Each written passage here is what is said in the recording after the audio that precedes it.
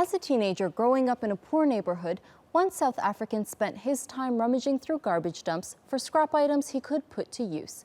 Now he's an established artist known for using plastic as his medium. But that's not all. Let's take a look at his story. Pieces of recycled plastic and a heat gun. The South African artist uses them to bring portraits to life.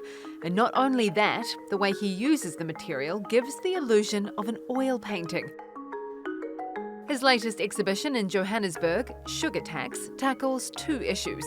How can we imagine our lives without sugary soft drinks and with no plastic? To put up this exhibition is just a way of saying to people, let's talk about this. Let's have a dialogue, around all these issues that the government is coming up with.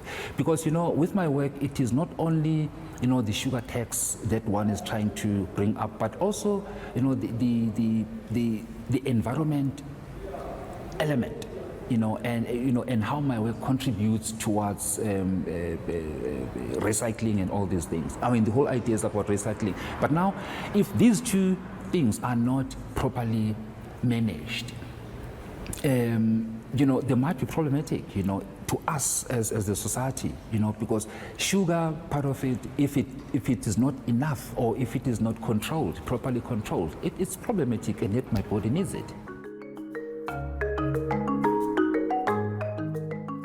Growing up in a poor neighbourhood, for Mbongeni, plastic was always available, easy to collect and play around with.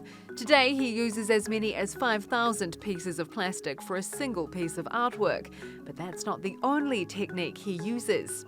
Not so many people know that I do watercolors, and it will be very much interesting for me to bring that experience, into this exhibition and make sure that people understand that these plastics are actually informed by watercolor, and it's very clear in this exhibition, because what I've done, I've exhibited a sketch alongside a finished plastic work, and you can just see the the influence, from one technique to the next.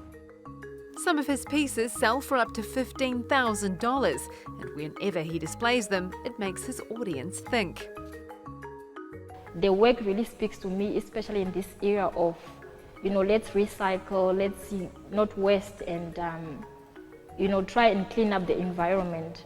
I think this is one of the best artworks that I've seen so far, and I think it deserves to be seen across the world in all the art galleries. It's fantastic. I think it's such an interesting medium that he uses, and I think he really takes something that's considered rubbish, or that is rubbish, and he just turns it into something beautiful.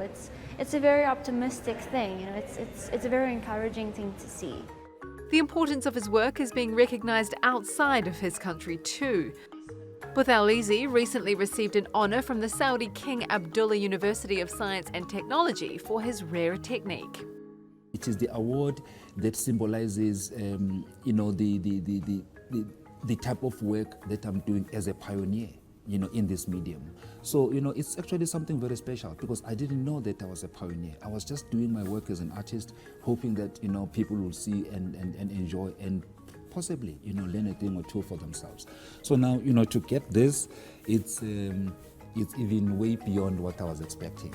Giving plastic another chance, Mbongeni is highlighting the need to rid the environment of this harmful waste.